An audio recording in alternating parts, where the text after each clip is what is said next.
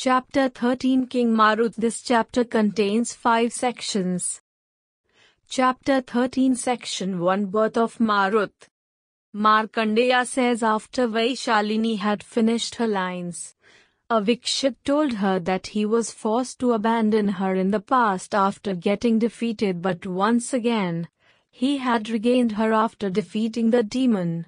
Both of them decided to get married in the forest itself. Right then, a Gandharva arrived there accompanied by many Apsaras and revealed to Avikshit that Vaishalini was his daughter in her previous birth. Because of the curse given to her by sage Agastya, she was born to the king of Vishal. Now you must accept her as your wife. Avikshit married Vaishalini under the supervision of Tumbaru, the priest of the Gandharvas. Both of them then accompanied the Gandharvas to the Gandharva Loka. There, Vaishalini gave birth to a son.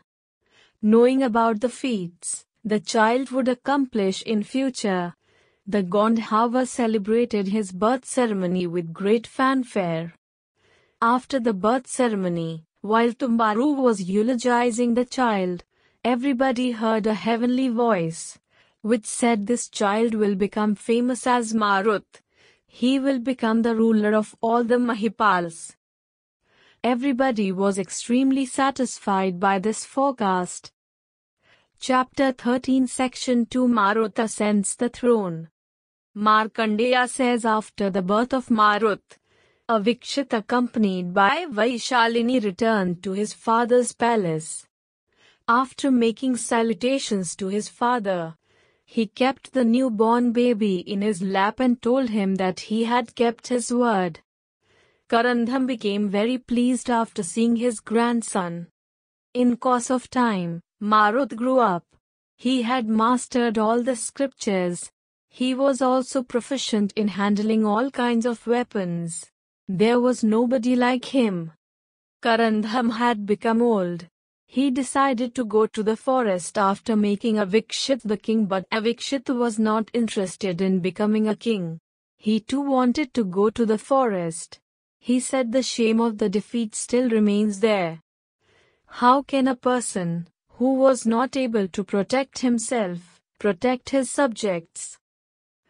Karandham tried his best to convince him to become his successor, but Avikshit was firm in his resolve. Finding no other option, Marut was made the king. Marut went to the forest and did penance for 1000 years. His wife did the same and went to live in sage Bhargava's hermitage.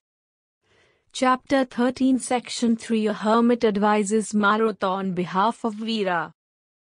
Kraushtuki asks Markandeya, O Lord, we want to know more about Marut. Markandeya says after becoming the king, Marut started ruling in a just manner. He performed many yagyas under the supervision of numerous yagyikas and esteemed priests. Angira's son Samvarth and Brihaspati's brother were his chief priests under whose supervision the yagyas used to be performed. Samvarth had brought the peak of Munjavan mountain after uprooting it for Marut. King Marut's palace and the sacred oblation site were constructed on this very mountain peak.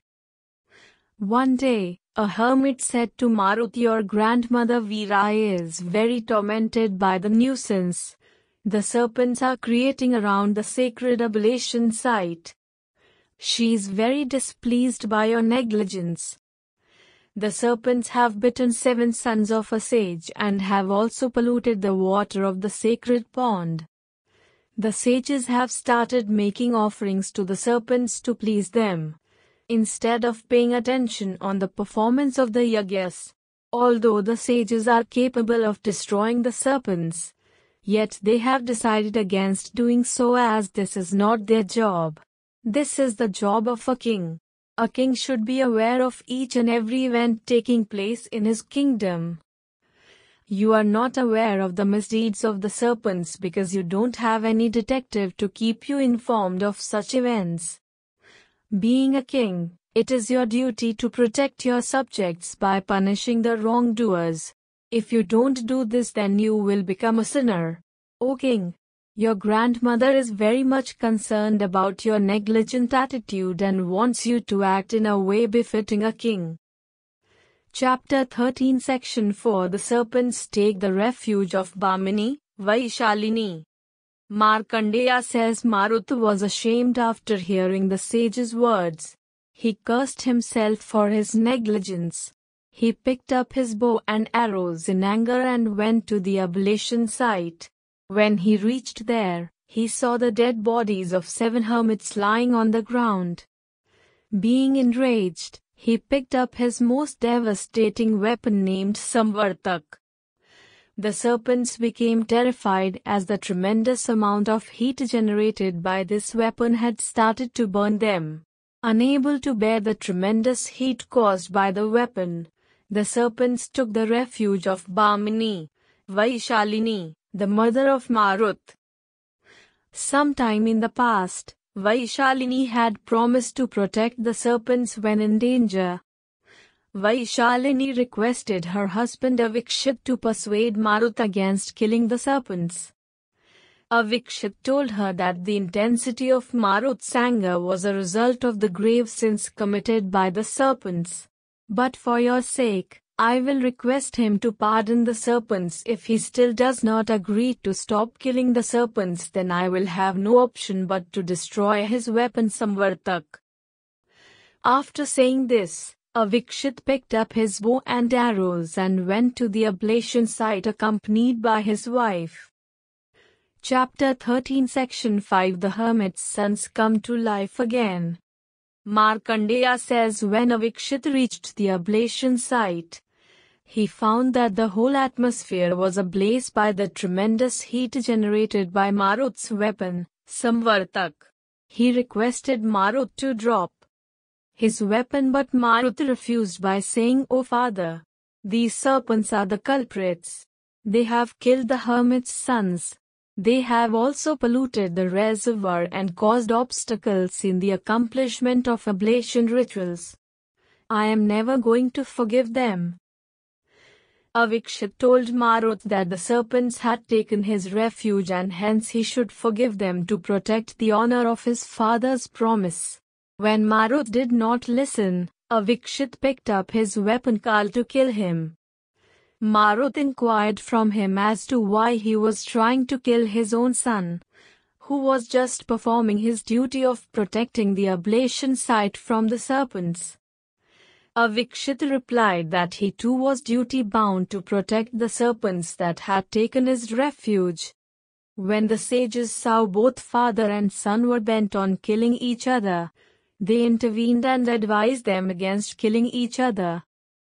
Right then, a sage came with the news that the serpents had agreed to make all the dead sons of the hermit alive.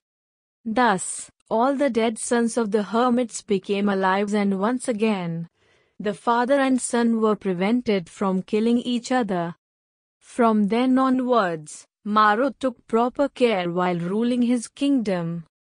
Later on, he married Sakesha, the daughter of Kekaya, Sandhavi, the daughter of Sindhuraj, Vayushmati, the daughter of Chediraj, etc. He had 18 sons from his wives, among whom Narishant was the eldest.